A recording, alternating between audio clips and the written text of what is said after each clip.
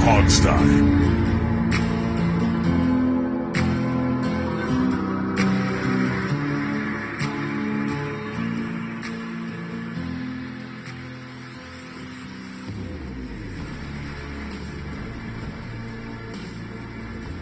Happy New Year, everybody. This awful 2020 is about to end, and I think everyone's thankful for that. But I'm not thankful because we're in Week 17 of the NFL season, which means that this could be the last game for Washington, but we might get in the playoffs. Who knows? Of course, now there's a dog barking outside my window. I don't know if you guys can hear that. It was very distracting. The dog's excited about the Eagles-Washington game. Right. A dog distracted us, and it wasn't Jamal's dog. So she's innocent this time. She's innocent, yeah. And I don't even know if the mic picked that up. I just could hear it. I couldn't hear it at all. I couldn't hear it. Oh, okay. All right. It was really loud. What I'm not excited about is that the NFL flexed this game to a night game. I'm not excited about that at all. No. I thought we were going to get out of the entire season without a Hogstye late night episode, and the very last week we get saddled with it. Thanks a lot, NFL. Think about your intrepid reporters and media and podcasters and stuff when you do this next time, please. Well, I mean, there was the Steelers game. That was half late. I mean, it was a late afternoon game. It was weird. Yeah, but it's not evening game. This is going to be another loopy Hogstye late night episodes, particularly if the game goes badly. There's no telling how this episode's going to be. Yeah. Yeah, so let's just hope for the best. As Washington handle their GD business on the field. Yep, hope for the best, plan for the worst, and go from there. Before we get to the game, guys, I think we got to talk about the big story. And that is that the team has released starting quarterback Dwayne Haskins after the game. I mean, we talked about this because Robbie, who was guesting for us, he brought it up that he saw it on Twitter that Haskins skipped his media obligations after the game. He did do it later, though. Yeah, he did do it later, but it seems like that was the straw that broke the camel's back. And on Monday, Rivera announced that he was releasing Dwayne Haskins. And to make things worse for Haskins, then his agent and him split ways, so things are just not going well for him. Well, the NFL Network put out rumors about Rivera wanting to cut him last week, and Doug Williams talked him out of it, and then Doug Williams denied that ever happened. Right. I think there was a lot, so we don't really know. I think I stand by my original view weeks and weeks and weeks ago that Rivera never wanted this guy, and this was always going to happen. Dwayne might have accelerated it via his performance and his conduct, but I think this was inevitable. I think he gave Dwayne four games in the beginning because Dan Snyder wanted it, and that was it. I don't think Ron Rivera ever wanted Dwayne Haskins on this team. I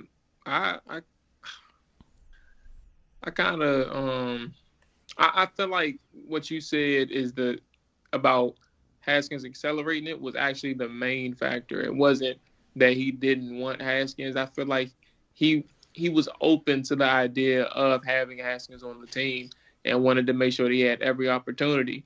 But I think the issue here with Haskins in the beginning of these issues that became a reoccurrence with Ron is that Haskins immediately showed Ron that he was not ready.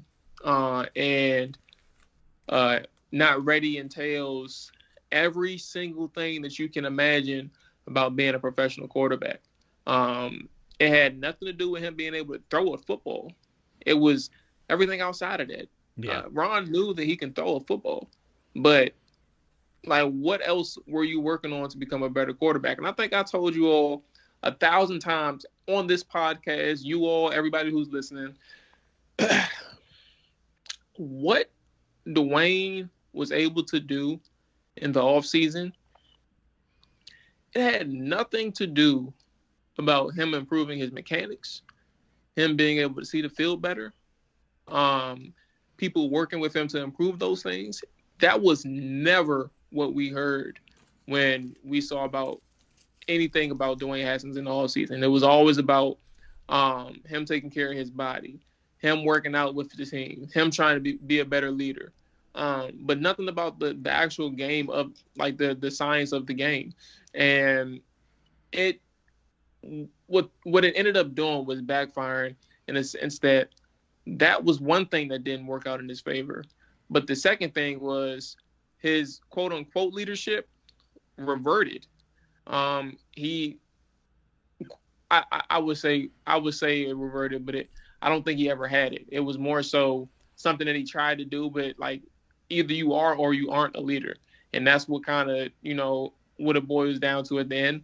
I can go on and on to be honest with you, because I'm frustrated at Dwayne, and you all know Montel through recent past conversations and him being on 32. Like me and him talk about. Obviously, he's a Skins fan, so we talk about everything Washington, and it's just like the things that we talked about and how from a accountability standpoint, how Haskins just screwed this up and didn't take it serious. Like just from a personal standpoint, like it was just so frustrating. And I can, like I said, I go on, and I don't want to take up everybody's time talking about how a guy who had so much going for him fucking blew it. This opportunity with Washington, and I'm not saying it's over in the NFL, but this is my favorite team. So to see him on this team and then see him not on the team so soon because he didn't take care of his business, it really pisses me off. I think it pisses us all off to an extent because, I think we kind of got the feeling this wasn't going to work out fairly quickly. Yeah. Like you saw where he was after that first season, and even if you're a supporter, we were optimistic. I didn't want to cut you off, but like we knew, but most of us knew, but we didn't want to believe it. Like we wanted to see the good things, hoping that those good things became the parlay upon another, and just ended up becoming something better for him. But it just yeah. So my thoughts, because I don't want anybody to mistake my previous comments about Ron never wanted him to mean that he was wrong to cut him, because I'm totally fine with it. He personally, I probably would have kept him on till the end of the year. Maybe deactivated him for the last game, but Dwayne just hasn't performed on the field, off the field. Anyway, looking back on it, I think that his college film was exaggerated by the quality of the receivers he had. His mechanics never got fixed. The mechanics that he could kind of cover up in college, but became a big issue in the NFL, never got fixed. He's immature. He should have stayed at Ohio State at least another year. So yeah, I think this. I've said before, I couldn't care less about anybody wearing a mask, but I think that was probably that. And then he came out and laid an egg against the Panthers. I think Ron was just done. And ripping the Band-Aid off and not allowing this to become a controversy is an outstanding thing. Shows that maybe Ron knows best, because if you did what I suggest and hold on to him, well, now you've got question marks going into the offseason. Do they keep him? Do they not keep him? Blah, blah, blah. Now it's over, and we can all move on. And I respect that about Ron. Ron is not afraid to make a decision. No, so that's that. He wasn't at all afraid to make the decision. No. And, I think, some people will say he didn't get a fair chance. You know what? This is the NFL. You don't always get a fair chance. And he had 13 opportunities. He didn't do well in almost any of those appearances he made. Like, there was the Eagles game, he looked good. He did well. The last two games of last season, his quarterback rating was over 120 and 140. I can think of 3 games where he played well. Yeah. That's it. In 13. That's not enough. That's not and you brought it up, Jamal, the mechanics were still bad. It didn't look like any improvement was coming along with the mechanics. It didn't look like his timing was getting any better. Like, you weren't seeing progress, and that to me is the most condemning thing for any quarterback is you have to show us some kind of improvement over a year, and he wasn't showing us that. Yeah, no, I agree. So let's talk about impact, Yeah. salary cap, first of all. So, first of all, you're going to see a whole bunch of different views of the impact on the salary cap. USA Today said one thing, Over the Cap says one thing, Spotrac says another thing. I'll tell you what my view of the salary cap ramifications are. Number one, he had a cap hit of 3.276 million, so that goes away. He also had a total dead cap figure for the 2020 season of 11.5 million. Right. Because we're after June 1, it gets split up. And so my view and I've been over his contract and done the money and everything, my view agreed with Over the Cap's view of it, which was that his dead cap is 7.5 million for this year, which then rolls 4 over into the 2021 season. Right. Now, Spotrac had it at 6.5. I think they're wrong.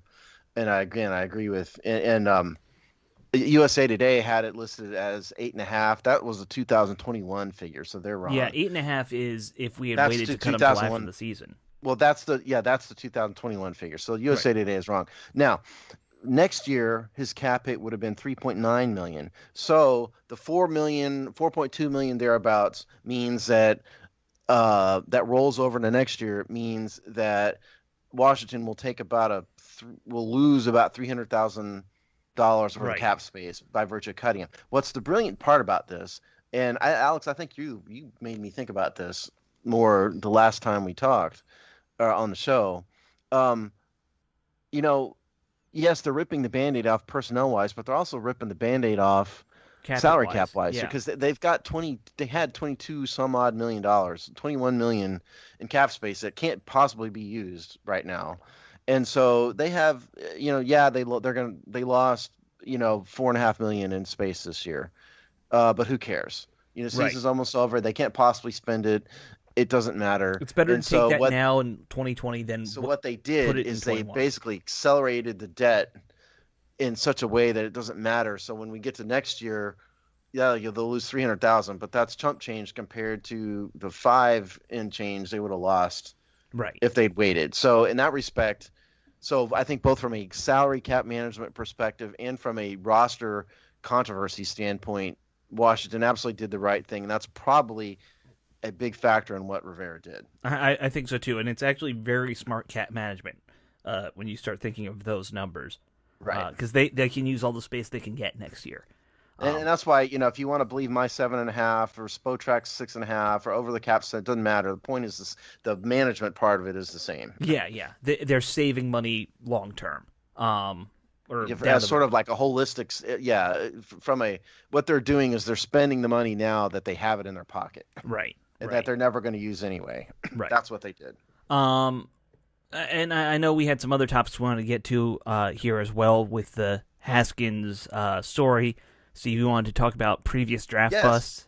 Yes, because it got me thinking, so Haskins is officially a bust. Yes. Whether or not he comes back and he ends up being a starter, if he ends up in the Hall of Fame, he's going to be a bust for the Washington Redskins or the Washington football team, whatever you want to call us. Yes.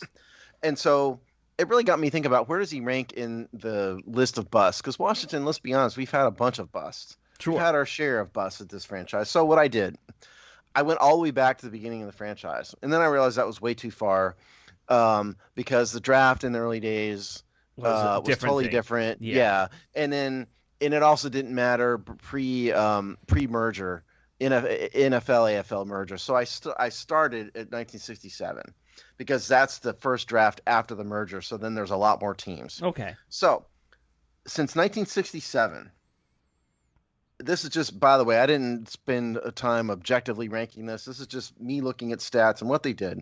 Are you just looking at first rounders too? Yeah. Okay. I'm getting to that. So we've had a bunch of second round busts, and third round busts. Basically every second rounder in the last 10 years has been a bust. It doesn't matter. I ignored everything that wasn't a first rounder because those picks are so crucial. And I also factored into this the cost that they paid, meaning some of these players were drafted much higher. They traded for some of these players, it's like RG3, heavy cost. So here's my list. and I'm just going to read the first few because maybe I'll have you guess the top few. But so I put number 9 Josh Doxson, drafted number 22 Sure. overall. Played 33 games, 81 receptions, 1,100 yards. Hurt all the time. Not a horrible player, contributed a little bit, so he's number 9. Number 8, Bobby Wilson, 1991. Remember him, defensive tackle. Here for 3 years, started 24 games, washed out, gone. Terrible. So that's number 8. Number 7, Jim Smith, 1968, defensive back. Drafted number 12 overall. Here for 1 year, neck injury, gone out of the NFL after 1 year. But because he's a DB and he was number 12, I put him number 7. Is that number a bust? 6. What's that? Is that a bust off of injury?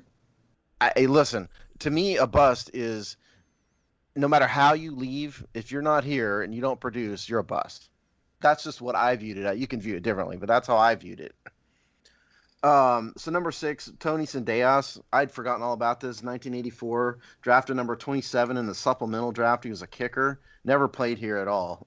But he's a kicker. Wait, we drafted a kicker in the supplemental draft as a first rounder? I didn't even remember this. 1984. Yes, we did. That's a weird. Thanks, Bobby Beathard. That's a weird move, man. And he never played a single game for Washington. I didn't care enough to figure out why he didn't, but he's number 6 because he never played a single game. He was a USFL guy. Maybe that was part of it. Maybe. Yeah. I didn't care enough to know. Yeah. Now, here's where it starts. Here's the top 5, okay?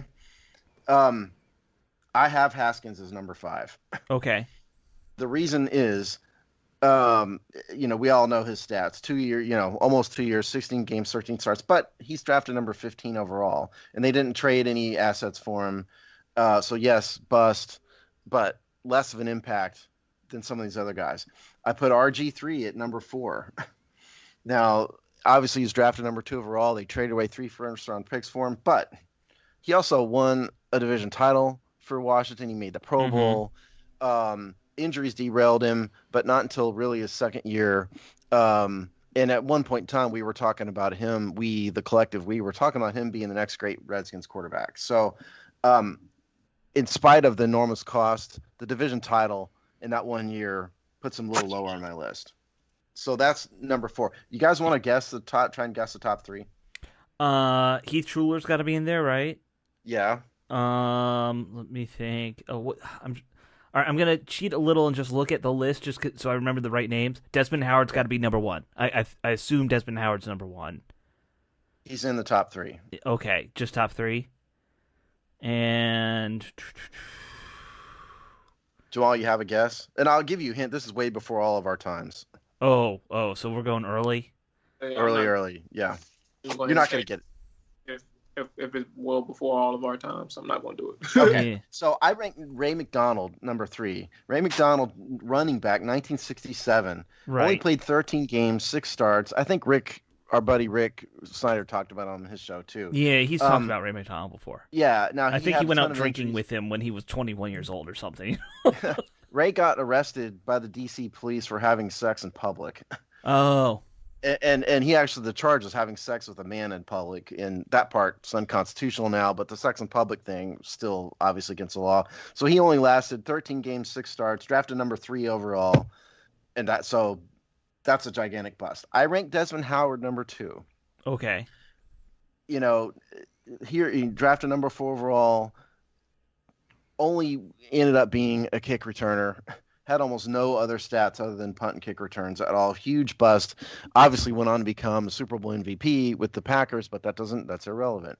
I put Schuler number 1 because Schuler was drafted number 3 overall. He was a quarterback. Mm-hmm. And so I put his value above what was supposed to be a wide receiver in Howard. 19 games, 13 starts, looked horrible from the start. Reminded me of Haskins minus the idiocy of Haskins. In terms of kind of what he did here. But number 3 overall was supposed to be the savior of the franchise. Utterly was not at all. Got replaced by Gus Frerotte, who was the 7th rounder. Mm-hmm. So that's my number 1. So that's my list of the biggest draft busts in the modern era of Washington Redskins and Washington football team history. So by the way, I looked up the Tony Zendejas guy who we drafted. He didn't make it through training camp here in Washington, Right. and then he went to the Oilers, and he had the record apparently for the most games with consecutive field goals, or consecutive field goals made from 50 or more yards, 11 So in the a row. Redskins cut him, and then he went on to a great career. Yeah, he went on to a career that lasted from 85 to 95, so 10 years. Not one of Bobby Beathard and Joe Gibbs's shining success stories. No. And I would say that's actually a pretty good list. The honorable mention was Michael Westbrook. I left Michael Westbrook off, because Yeah. Westbrook actually was here a lot longer than I remembered. he was here a He long was time, here- and he had some good years, but he was a psychopath. That was the And problem. he didn't really want to play football, but he did produce good stats. No, he while wanted to was beat the here. crap out of his teammates. That's what he wanted to Yeah, do. Stephen Davis in particular, and Yeah. he did end up being an MMA fighter for a while, by the way. Yeah, I remember. But that. I didn't think Westbrook was anywhere near the top of this list. So for those Nah. wondering why No. he fit he was here 7 years, had true talent, produced stats, just didn't want to play. The hard part with that list, for people like me who are, history nerds, and you know this too, and a lot of our fans know this, the team had a history of just trading away their first-round pick like every year throughout the We 70s went the and entire 80s. decade of the 80s without a pick virtually. Yeah, it's half of the 70s and then partway through the 80s, I think. They did that. Yeah, I mean, Darryl Green was just about the only one, and Darryl Right. Green and Art Monk are kind of the only two they had for a long time. Right. And those are both in the early parts of the 80s, right? So, Yeah. And then it's like this whole span of all their glory years, they didn't have a first-round pick. I think Monk was 81 and Green was 83, and then Yeah. they went 84. You count Zendejas as a supplemental pick. There's the other one, but there were no others in the Right. entire decade. And then, again, they did that in the 70s too. It was a weird thing. And they did it for a few years in the 90s as well. Yeah, it was a very weird trend of theirs. Yeah. Very weird. I would have also maybe put Patrick Ramsey in there. He was a pretty good bust. Yeah, but I thought about that, but he was number 32. He was drafted really low. He was drafted low, and, it was a bad system. He just got the crap kicked out of him, And the other guy is Andre Johnson, probably belonged on here too. The tackle who never made it. Yeah, but he only was played, not, 4 or 5 games or something like that? Yeah, he gets an honorable mention in here. Yeah. I put him below Doxson just mainly probably because of recency bias more than anything else. Sure. There's the team has had a lot of bad luck. They've had a lot of self-created problems. Bad drafting there. All right. So that's my list. We need to move on. Jamal obviously doesn't care about this because we haven't heard from him. So yeah, I think Jamal muted I'm himself. on mute for a reason, as you guys know. Oh yeah, you got the dog. I'm just I'm teasing over you. here. She's over here making a mess. But no, I actually do these things only with them, like my generation. When I do these bus things, and my top three personally is not in any order, but my top three is Robert, Dwayne, and it's crazy, guy. I lost my other person, but one of the few that came to mind was I'm sorry, Josh Doxson. Yeah, Josh Doxson. And Sua Cravens was an honorable mention, and the what's the guy name in 08? I think it's Malcolm Kelly. Like the way he just fell off the face of the earth. If you get to that one draft where we had Devin Thomas and Malcolm Kelly in the second round, that was a terrible. Yeah, I left them off my list because they weren't first rounders, but certainly those guys were. But to me, I don't think anybody below third round and below can be called a bust because at that point you're just rolling the dice. So I think we had 3 second rounders. That draft, and those were our first picks of the draft. We didn't have a first rounder. We had those 3 second rounders. So those were kind of like, I remember, it's kind of crazy how I remember that one particular draft. Like in that moment, it was like, not necessarily the players in itself, but you got 3 draft picks. All receiver types, a receiver, tight end. I think it was a defensive guy. It was 2 receivers and a tight end. It was Fred Davis, the tight end. Yeah, Fred Davis, Malcolm Kelly, Devin Thomas. Yeah. So now you're thinking you got weapons, you got everything going for you. But Devin Thomas didn't care about football. Malcolm Kelly did, but he just couldn't stay healthy. And then Fred Davis, he ended up playing a good 4 years, but then he disappears because of weed, which is not a problem. But back then, like it's not It was against the rules. Yeah. Yeah.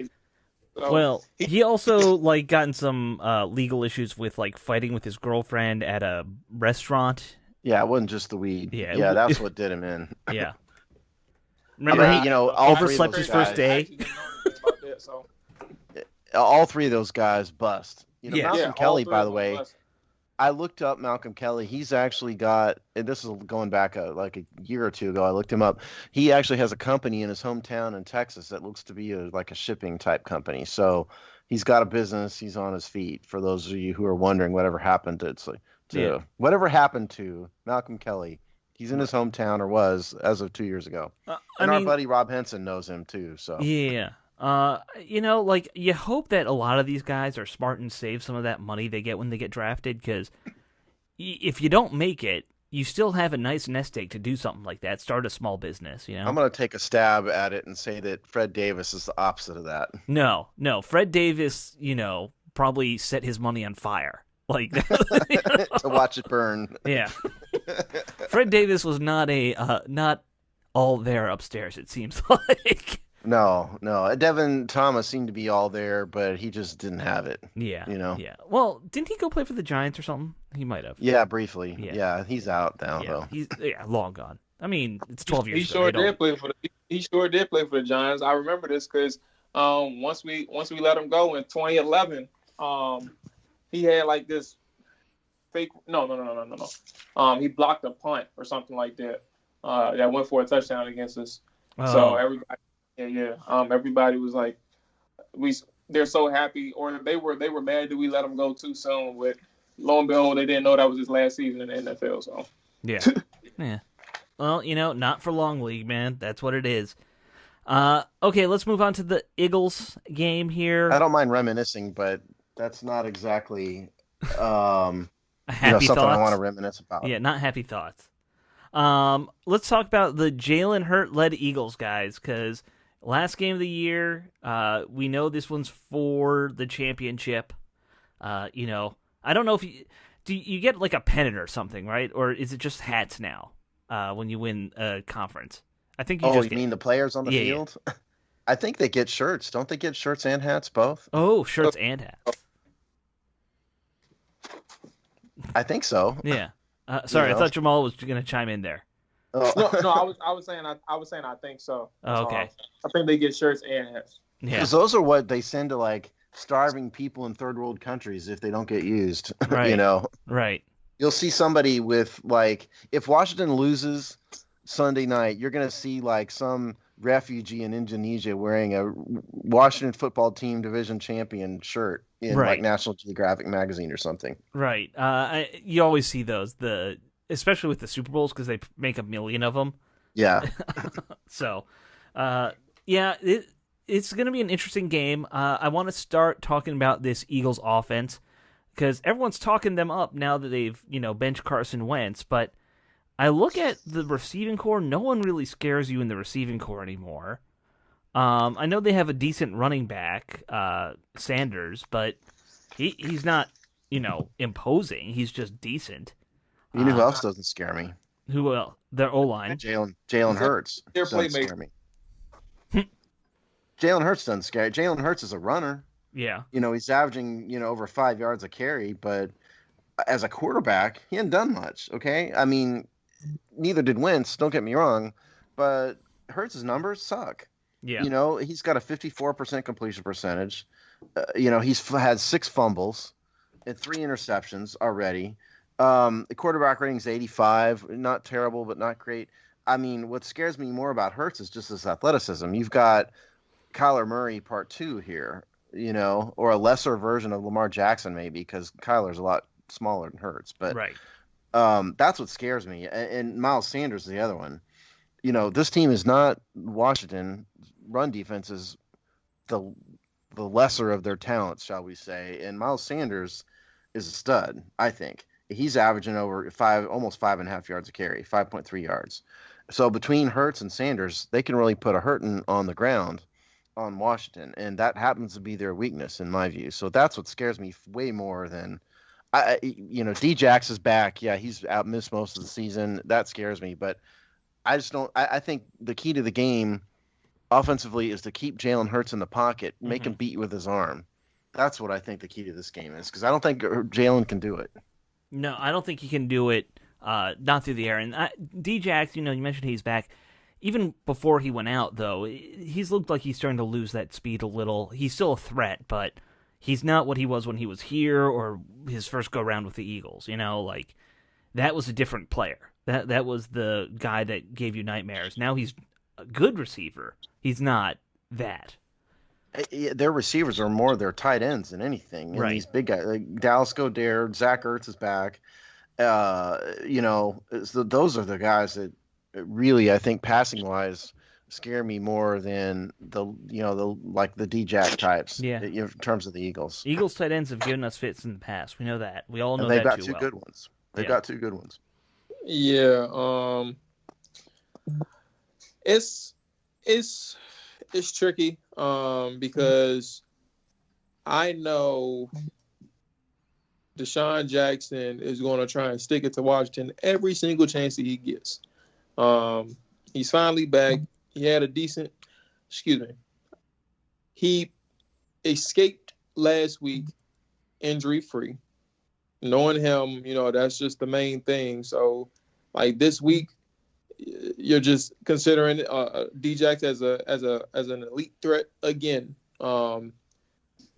I don't know to what degree, like how strong Hurts' arm is, but we know that he can throw the ball. Just his issue would be like short range, and that's kind of like what's going to bother him. And this is like it's just hard because you're going to be playing against a guy who's a rookie, but he's also a guy he has some presence to him. He knows what he's doing. But the issue, obviously, as we know, is turnovers. He looks really good in the first half, and for some reason, he can't keep the other team from taking the ball over. Like, it just happens. They turn it over way too much in the second half, and that's kind of obviously their Achilles heel.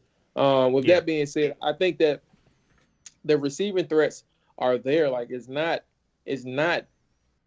like we only need to really focus on their tight ends. Not saying y'all are saying that, but I'm saying these guys are back.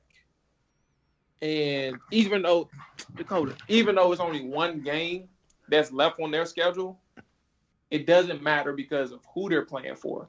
They're playing for Jalen, but they're also playing because they have been gone this entire season. So now that they have an opportunity to keep a team from winning the division at their home field, they're going to show up and play. Mm-hmm. And that's where I'm getting at. I don't take what's his name, Alshon Jeffrey, and I don't take Deshaun Jackson lightly at all. And that's what I'm saying is it compounds to the fact that we struggle stopping tight ends. We're gonna have our hands full today, I believe, and that's where I'm getting at. Not today, but Sunday. You get what I'm saying? We're gonna have our hands. No, I think you're exactly right. Yeah. You are. I'm just saying. I think what scares me far more is their ground game. Now, I don't necessarily think Jalen is a better quarterback than Carson Wentz in terms of passing ability, but what he has done is he's kind of sparked the offense a little bit. And not just because of his running ability, he's just kind of sparked the team.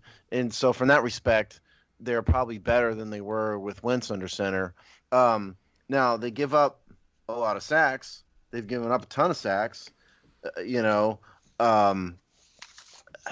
so that would sort of give you the idea that maybe Chase Young and Montez Sweat need to do their thing. But more so than just blindly rushing the passer, what they also need to do is seal the edges and keep him in the pocket. Mm-hmm. That's almost more important than sacking him, I think. Yeah, I think so too. And the one thing, and everyone knows this, the one thing that the Eagles really are struggling with is that line. They've been, part of the reason Wentz fell apart is he was just getting hit all the time, and that offensive line of theirs is just not NFL quality, and we saw It's a disaster. Week 1. I mean, we got 8 sacks that first week. Yeah, and it hadn't gotten any better. Those guys are still out. Yeah, their tackles. I'll say Hurts is still getting sacked. He's up there with. It's not as much as once, but the rate is still high. The sack rate is still high. Right.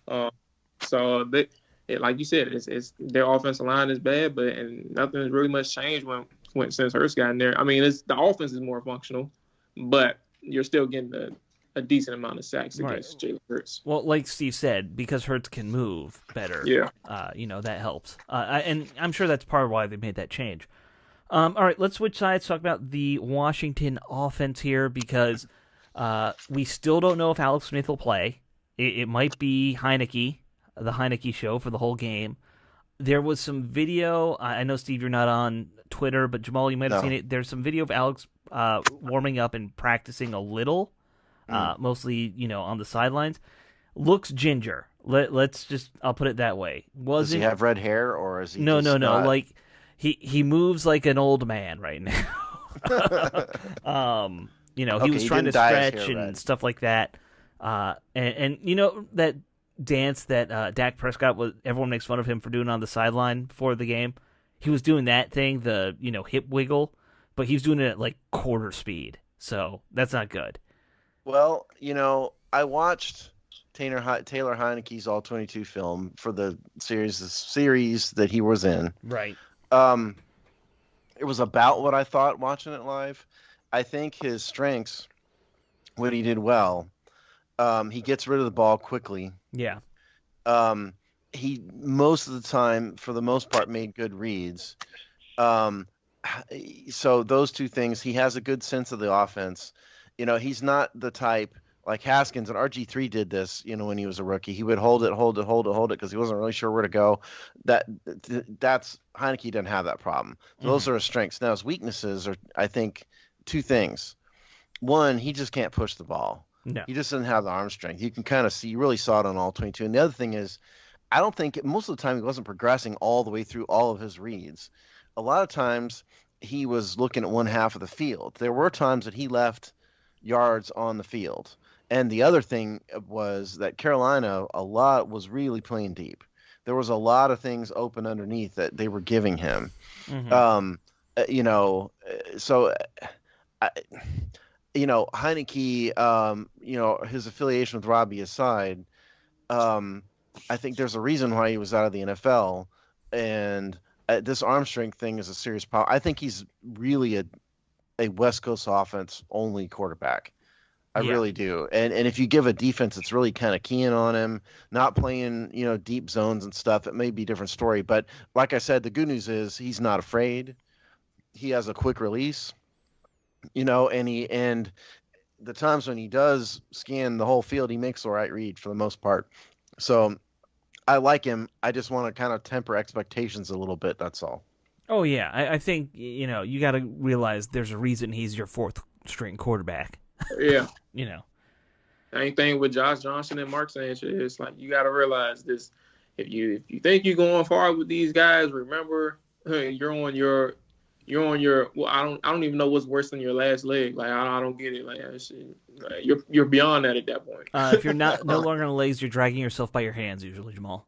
Well, see, Alex Smith is the one that's on his last leg at this point. Oh, that's bad. There you go. So yeah, I think.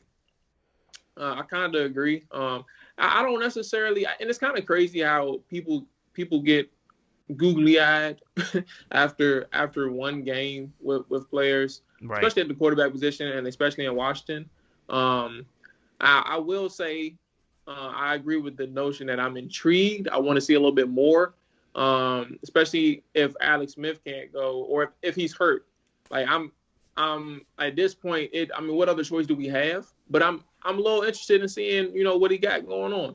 I think that's as far as I will take it with the guy. I don't know why I just drew a blank on his name, but anyway, Heineke. Taylor. So yeah. I think that's what I'm gonna just start saying Hennessy because that's my favorite drink. Hennessy, Heineken, whatever. Yeah, Heineken is where you got to go with that one. So Taylor Hennessy, you know what I'm saying? But anyway, I am interested.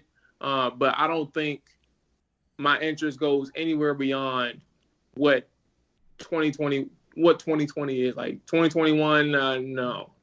Anything beyond this season, it is what I'm just fine with this year and this year only. I mean, I'm fine with, if he shows something Sunday, I'm fine with letting him compete for a backup role next year, but I think it's delusional to think that he can be a starter. Yeah. That's how, I guess I would agree with you in that respect, but I would be fine with him being in the mix for being a backup. He reminds me a lot of Colt McCoy. He really does. I mean, Colt probably has a stronger arm, but it's in that same general class. And Colt's more experienced, obviously, but he sort of has that Colt McCoy vibe to him, to me. I mean, to me, there's a lot of parallels between him and Kyle Allen too. They're that same kind of backup guy who can move a little. They might have some good fundamentals behind them. They just don't have the world class arm that you need from a pro. The other big thing, of course, is going to be that it looks like Terry McLaurin's still not going to play, which, that's got to throw some red flags up for everybody because we saw how the rest of the receiving corps did without him last week. It wasn't good. Did the Twitter Illuminati have anything to say about how he practiced Wednesday? He was on the injury report as a DNP. He was on the sidelines. I remember seeing that, and I think Keim said highly doubtful. Okay. Somebody said that. I don't remember if it was Keim exactly. I think it was. That's not a good thing that we have our four-string backup throwing to a bunch of backup receivers for the division championship. Inman's coming back, it looks like, because they're going to elevate. I bet you anything they'll elevate him. Yeah. I bet you we see him in uniform. There'd be no reason to bring him back just to fill a practice squad if he wasn't going to dress. Well, you can elevate unlimited number of people from the practice squad now. That was something the NFL just announced. What was it, yesterday or today? I didn't see that. Yeah, they're not capping it at 2. It's almost like in baseball, how you could expand the 40-man roster at the end of the season? Yeah. We're doing that now with the NFL. So, I'm guessing we'll see Inman on the field as the number 1 because AGG and Cam Sims, they can do a little stuff here and there, but they're not. I think this team needs to rely on Antonio Gibson. They need to rely on Gibson, McKissick, and Logan Thomas. Now, the bad news is that if you look at the Eagles' defense, where have they been more successful? On the ground. Yeah. What they haven't been good at is in the air. Their average quarterback rating of opposing quarterbacks is 104. That's one of the worst in the league. Right. Now, on the ground, they're only giving up 4.2 yards per attempt. So this is a case of I don't think that Washington's offense really fits the strengths and weaknesses of Philadelphia very well. I think it's sort of like weakness on strength and strength on weakness kind of deal here, and that doesn't really bode well. I really hope that Alex Smith can play. I think they really need Alex Smith in there. If he's 100%, yeah, but I don't want. This has been the debate that I've seen is, do you go with a 90% Alex Smith or do you go with a healthy Taylor Heineke? Or hard to see. We're not in practice. Yeah. Well, I mean, I'm just putting it out there. What would you guys do? Like, I'd have to see him in practice. I don't want to be wishy-washy about it, but remember what Alex Smith looked like, before he got benched or not benched, went out that last time where he threw for 37 yards. If it's that version of Alex Smith, I would start Heineke. Yeah, that's where I'm at too. Jamal. Steve has a point. You got to see him in practice, but if I had to take a guess, I wouldn't even risk it. I would just put Heineke in. I don't. The football that Alex Smith was playing, I thought something was wrong with him, but I didn't know. But because I didn't know, I thought he was just playing terribly. He just couldn't complete throws. Mm-hmm. With that being said, knowing that he was hurt, I'm not trying to see that again.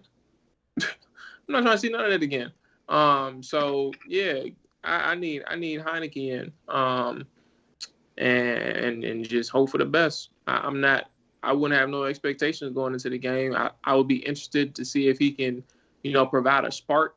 Only reason because our offense really needs it. Like, it's incredible how deflating the team was the last 2 weeks to start off. Like, they were so lethargic. specifically last week. We need something, and I think Heineke can still give that spark that Alex can give. But I don't need to see an injured Alex because he can't even complete simple throws. Well, I'll agree with you there, and I'd throw this in here too. If you take the long view of this, if they win the game, they're probably going to end up facing Tom Terrific and his band of Buccaneers. Right. And what you don't want is a guy like Heineke who's barely played facing Tom Brady in the playoffs. That you definitely want Alex, and so he's been there, obviously done that. So I tend to think it's probably better to rest Alex, maybe no matter what. The more I think of it, I'm thinking through this live on the air. Sure. But the more I think about it, the more I think maybe you just let Alex rest. You pray for the best. Pray that the defense can kind of carry the day here, and then save Alex for a playoff game. If you're going to have any chance at all in the playoffs, it's got to be with a healthy Alex Smith. Yeah, I think that's the case. Is you got to kind of hope for that. Not that I think we'll go anywhere in the playoffs no matter what, but no, but I mean, you got to give your best shot at it. Absolutely, the best shot is a healthy Alex, right? I think we all agree there. And if they, I hate to say it gives them an out, but if they don't play Alex because he's not healthy, and then they lose this game, then it's like, well, that we have that explanation for why we didn't win. Everyone was hurt. Look, they're playing with found money at this point. Yeah, I know. They are. They shouldn't be in this position. They shouldn't have an opportunity to win 7 wins, and 7 wins shouldn't be enough to win the division. Right. That's the other thing I want to bring up. I also, because I'm just a nerd like this, I did go all the way back through the entirety of NFL history, and then I realized I went too far.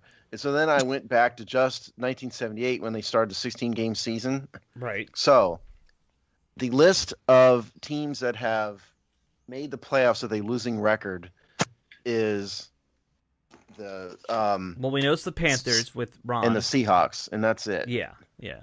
And the Panthers are 7-8-1. The Seahawks are 7-9. There have been 10 8-8 teams. There have been 0 6-10 teams. So if the Giants beat Dallas and Washington loses to the Eagles, they will be the first 6-10 team in NFL history to make the playoffs. And if Washington wins at 7-9, they'll be the third losing team ever to make the playoffs in the modern 16-game era. Yeah. And the weird part is that, those teams have done surprisingly well in that playoff game. Because there's no pressure. Right. You get in, it's just roll the dice, Exactly. Nobody thought we could be here. Let's just play. I think almost mentally that's almost better, Yeah, I agree. I think it is and, the history of the other team just comes in assuming they're going to get the win. And especially if they're playing Tom Brady, who's got all the pressure in the world on him and all of that. I mean, I guess we need to say that if and when they get there. Yeah, let's not look ahead. All right, guys, why don't we give our final score predictions and wrap this show up? Okay. Are you looking at me to go first, I guess? No, I'm going to look at Jamal. Oh, okay. All right, you were staring Jamal, at me, go. but you're staring through a computer, so it's kind of the same. So this is going to be another tough game. Last week, I told you all in the pregame show that I felt there was going to be there were going to be moments in the game where you thought Washington was going to lose. It was going to be a close game, and I gave Washington a nod. There was just going to be moments where you thought Washington may end up losing this. Turns out the game was actually over when they went down 20-3. And this type of team is so volatile in the sense that, like, they can come back from big deficits. They've proven it time in, time out. They haven't won them all, and I don't think they won a majority of them either. But with that being said, this week I'm gonna do it again. I'm gonna give these guys the respect that I think they've earned to this point, and I think that they win the game. Washington does. I think this is going to be another tough game. I think Washington pulls away at the end. But in the first half is where the fight is. And Washington ends up pulling away. I'm not saying it's a blowout. I just think that it's going to be clear that they'll have everything under control defensively, and they win probably you're looking at 24-16 or 24-21. The 21 points from Philly comes out on like the last drive in which they need to score, and they go for onside kick type of thing and don't get it. So that's what I think. That's what I think the score is. I'll just go with a set one instead of 24-21. I'll go 24-16. Okay. All right. Am I up next? Yeah, you're up next, Steve. I'm going to be an optimist here, and the reason is I think the passing game will be better without Dwayne in there. No matter what, I think Taylor will look better than Dwayne did at a minimum, or we'll have a healthy Alex and he'll be better. So there's that, and having Antonio Gibson back and healthy. And by the way, I don't know why he didn't play at all, like basically the entire second half of this past game against the Panthers. I guess it doesn't matter, but anyway. So I'm going to say Washington can pull this out, because the other thing is it's possible the Eagles are just going to quit. They're done. They're 4-10-1. It's at least there's a possibility they're just going to look towards vacation. So I'm going to say this is a pretty good game for Washington. I'm just going to be an optimist and say we're going to go 27-20 Washington. Okay, you guys are very optimistic. I'm going to be the pessimist just to, balance us all out here. Stealing my thunder, yeah, a little bit. Yeah. I just look at this offense, and without Smith and McLaurin, we just don't have any weapons left in the cupboard. This offense has been through hell this season, and I think they're kind of tapped out. Not to even mention the fact that the play calling has kind of been abysmal the last few weeks. We didn't mention that. Yeah, it's just been it was horrible this past week against the Panthers. Yeah. So I'm going to say the offense can't get it done. Defense shows up, but this ends up being a low-scoring 16-13 loss or something like that. That's where I see us. We switched roles today, Alex. Yeah, we did. We did. I gotta go for the win, I guess. Yeah. I'm gonna blame the fact that I have a headache. That's why I'm a pessimist. That's your reason? Yeah, sure. Why not? Okay. Well, guys, that should wrap us up. Final show of the year. We made it through another one. So yay. Everybody, please be safe on New Year's Eve. Yes. Do not do anything stupid. Yeah, please. Don't drink and drive. You don't have anywhere to go, so don't drink and drive. Get an Uber or a taxi or whatever. Right. Have your friend drive. Please don't. We don't want to see anybody get hurt. No, we definitely don't want to see or hear anything like that. Be safe out there. Be smart, but do enjoy, the end of 2020, because it's been a shitty year for everybody. So, yes, enjoy its end.